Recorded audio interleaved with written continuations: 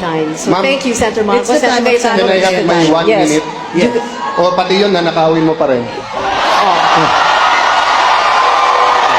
Sa Pilipinas, pag antibiotics, pandesal, ang nanakawin mo, sigurado huli ka. Pero pag nagnakaw ka ng malaki, magiging congressman ka.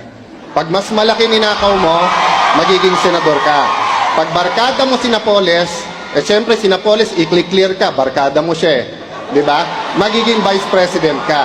At pag naging presidente ka, mga kasama mo, kasama na sa corruption.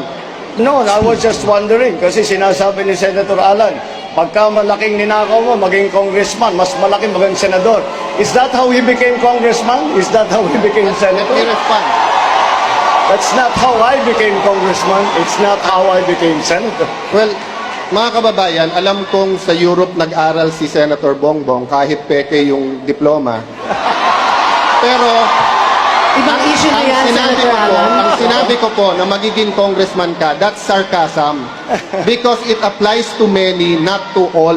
Okay. Kung ako'y naging congressman dahil corrupt, di sana hindi ako sumama sa EDSA 1, EDSA 2, hindi ako lumaban sa corruption ni Binay, hindi ako lumaban sa corruption ni Arroyo.